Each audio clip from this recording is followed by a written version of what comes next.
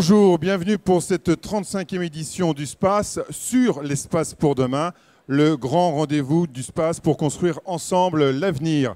La question du climat est aujourd'hui au cœur des préoccupations de nos sociétés et des orientations politiques. C'est donc tout naturellement que les organisateurs du SPACE et leurs partenaires des chambres d'agriculture ont décidé d'aborder ce sujet sur l'espace pour demain. La question est aujourd'hui clairement posée, comment l'élevage peut réduire son impact sur le climat? Avec nous, Laurence Lignot, chargée de mission climat, carbone et agroforesterie, qui va tout de suite nous faire un point sur le contexte et puis également quelques solutions qui méritent d'être tout de suite prises en compte dans cette problématique du réchauffement climatique. À vous la parole, Laurence. Alors vous pouvez observer l'évolution des températures à la surface de la Terre. Donc effectivement, le changement climatique, c'est une élévation des températures. On est maintenant à plus 1,7 degré dans l'ouest de la France sur les températures moyennes annuelles par rapport aux années 50 et on en a fait l'expérience cet été. Alors les agriculteurs, comme les autres secteurs d'activité, contribuent au phénomène en émettant des gaz à effet de serre liés à leur activité. Vous avez là les trois principaux gaz à effet de serre, méthane, protoxyde d'azote et gaz carbonique. Mais l'agriculture est aussi un secteur qui peut capter du CO2 dans les terres avec l'augmentation de la matière organique et dans la biomasse, notamment les arbres. Alors 10 solutions pour aller de l'avant. Première solution, valoriser le pâturage, augmenter le pâturage puisque les pâtures stockent du carbone dans les sols. Solution 2. La solution 2, ça va être améliorer l'efficacité des rations des animaux, donc l'efficacité de l'énergie qui est dans l'alimentation des animaux, avec des animaux en bonne santé et des rations ajustées. Solution numéro 3.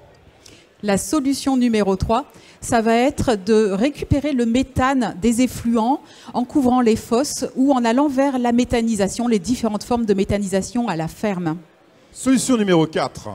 La solution numéro 4, ça va être de réduire ces trajets sur la route en regroupant ces parcellaires grâce à l'aménagement parcellaire. Solution numéro 5. La solution numéro 5, on revient sur les prairies. Une prairie stocke du carbone. Plus on allonge sa durée dans l'assolement, mieux ça vaut. Et la solution 6? La solution 6, c'est encore de l'optimisation. Là, c'est l'optimisation de la fertilisation. Les fertilisants, ça se fabrique, ça se transporte, ça s'épand. Et moins on en utilise, mieux ça vaut. Solution 7. La solution 7, retour sur les haies, donc planter des haies et réhabiliter les haies pour stocker du carbone et limiter le changement climatique. Solution 8. C'est la suite en fait. Une fois qu'on a planté des haies, il faut les gérer durablement. Solution 9. La solution 9, c'est d'aller vers des équipements et des bâtiments économes en énergie avec l'installation de matériel performant. Et ensuite la solution 10. Et la dernière solution qu'on présente ici, c'est utiliser les opportunités à la ferme pour produire de l'énergie renouvelable pour sa propre consommation ou la vente grâce au soleil, à la biomasse et au méthane. Et comme nous sommes économes, on présente 10 solutions, mais en fait, on pourrait en présenter 50. Voilà, ça commence là, les économies. C'est là que commencent les économies. Merci encore, Laurence, pour ce début de solution. Alors, tout de suite, on va s'orienter avec Philippe Briand, en charge de la filière bovine, expert au niveau des chambres d'agriculture de ces sujets, et puis expert bâtiment. Vous nous emmenez où, Philippe Briand? Alors, on va se déplacer pas très loin d'ici, à Luitré, donc une commune près de Fougères, voilà. Et on part à la rencontre de deux éleveurs, donc Johan et Dominique, au sein du GAEC Le Houx de la Caillère, qui ont fait le choix ensemble de faire évoluer leur système d'élevage. Donc, pour ce faire, depuis plusieurs années, ils se forment au sein d'un groupe d'échange de formation, un groupe AEP, Agriculture écologiquement performante, animé par la Chambre d'agriculture. Et ça leur permet, en échangeant avec d'autres agriculteurs, de faire évoluer leur système, je dirais, plus facilement et plus rapidement. Donc, ils ont fait le choix depuis plusieurs années de faire évoluer leur système pour être plus performants économiquement, pour être plus autonomes au niveau de l'alimentation. Et plus récemment, cette année ou l'année dernière, ils ont entamé une démarche pour réduire leur impact carbone et donc pour le réduire à un niveau de 0,7 grammes de CO2 par litre de lait produit. Donc ce qui est plutôt intéressant. Donc Je dirais pour faire évoluer leur impact carbone, il y a plein de manières de le faire. Hein. On a parlé des 10 solutions ou 50. Donc là, au GAEC Le Goût de la Caillère, ils ont fait le choix de faire évoluer quelques pratiques. Donc dans un premier temps, déjà, d'être attentif à la santé de leurs animaux. Et là, on le voit à l'image, être attentif au moment de la traite pour éviter d'avoir des germes, éviter d'avoir des mammites, et donc pour être efficace sur le lait produit, que chaque litre de lait produit soit valorisable. Donc ça, c'est déjà un premier pas vers l'efficacité. Donc pour ça, donc on a l'aspect prévention, l'aspect observation. On a aussi le soin apporté à l'entretien de la litière. Là, on voit Johan qui paille les tables, la stabulation, pour assurer une bonne propreté des vaches. Autre levier, donc là on a parlé des aspects sanitaires, des aspects santé. Autre levier très important, sans doute le plus important, c'est l'alimentation. Donc au niveau du GAEC, le parti pris, c'est de faire du lait essentiellement par les fourrages. Donc le fait de produire le lait grâce au fourrage, ça permet d'être beaucoup plus autonome. Il se passe notamment de l'utilisation de concentrés, donc pas besoin d'acheter du concentré du commerce. Donc c'est toute une démarche pour valoriser le fourrage.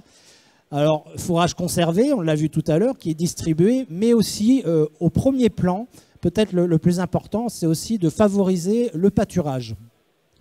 Donc le pâturage, pour favoriser le pâturage, il y a aussi beaucoup de leviers à actionner. Le premier levier, là on le voit, c'est d'avoir des chemins qui permettent aux vaches d'accéder facilement au pâturage. C'est aussi d'avoir un découpage parcellaire efficace qui permette d'exploiter les prairies le mieux possible.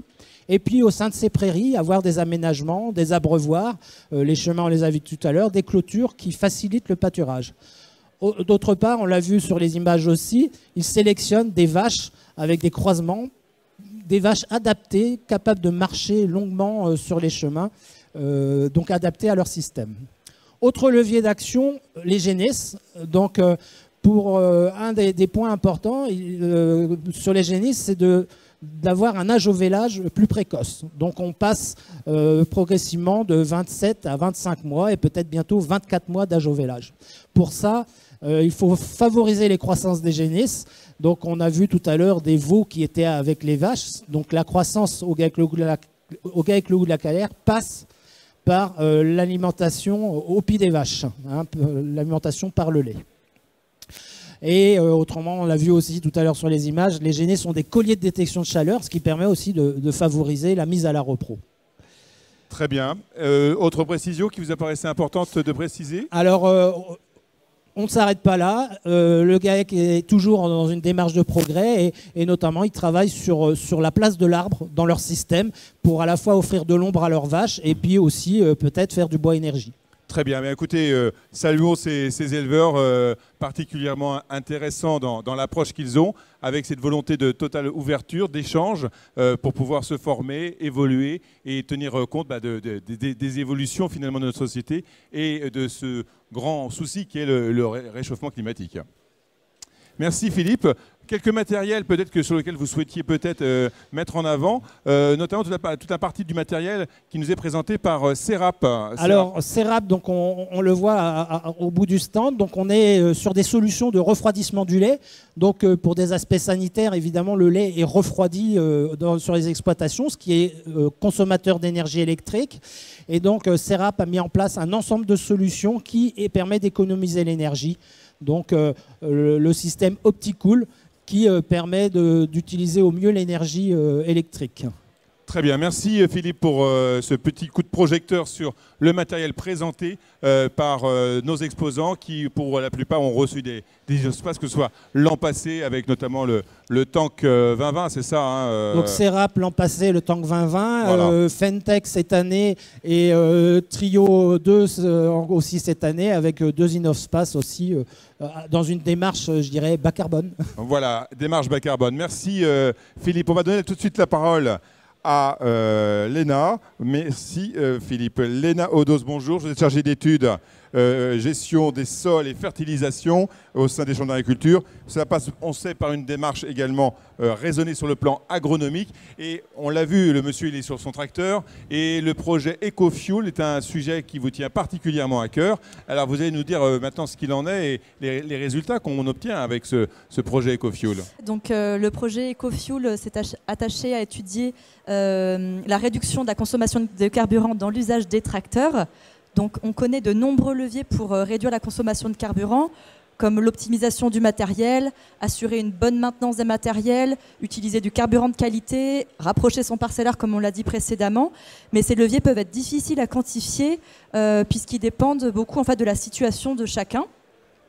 Donc le projet a proposé une méthode particulière, donc de quantifier les consommations de carburant pour chaque intervention des tracteurs.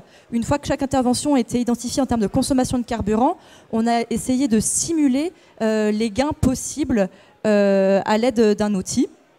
Donc on a équipé 25 tracteurs de capteurs qui ont mesuré pendant un an chaque seconde de fonctionnement du tracteur. Vous pouvez voir donc les différentes caractéristiques qui ont été mesurées. Ça nous a donné en tout 20 000 heures d'enregistrement avec des données à chaque seconde, donc ce qui est assez important quand même. Si on regarde les résultats pour un tracteur, donc ici le John Deere 6820 par exemple, on a appliqué 4 leviers différents pour essayer d'économiser du carburant. Donc un mode de conduite adapté, utiliser le bon tracteur pour la bonne intervention en termes de puissance nécessaire, adapter l'outil au tracteur utilisé et optimiser enfin les transports et déplacements. En appliquant tous ces leviers, sur ce tracteur-là, en un an, on a réussi à économiser, on a simulé une économie de 30% de consommation de carburant. Si on fait la synthèse pour les 25 tracteurs étudiés, on voit que les 4 leviers étudiés permettent à peu près sur la majorité du temps une économie de carburant, mais que ces gains sont assez variables en fonction des situations étudiées. On aurait pu s'intéresser à d'autres leviers comme la stratégie d'équipement par exemple. Est-ce que c'est plus intéressant de faire appel à un prestataire qui aurait du matériel plus performant par exemple, ou en termes de système, en simplifiant le travail du sol par exemple, de combien est-ce qu'on va réussir à baisser la consommation de carburant? Donc finalement, toutes ces questions, elles vont pouvoir être traitées dans un outil qui a été développé dans le cadre de ce projet qui s'appelle l'outil Agrisim, donc qui nous permettra de simuler les gains de carburant en prenant aussi en compte d'autres facteurs comme les charges de mécanisation et le temps de travail sur l'exploitation qui est aussi très important. Merci Léna pour ces précisions et on va conclure avec vous Laurence sur la partie finalement diagnostic. Comment débuter, se lancer dans ce travail de réflexion et d'action à mener au sein de son exploitation? Comment fait-on pour aller plus loin et y aller en fait dans ce travail? Alors pour démarrer une démarche bas carbone à la ferme, la première étape c'est de connaître son bilan carbone. Donc plusieurs outils existent, il y a des outils pour chacune des filières, ils sont à l'écran.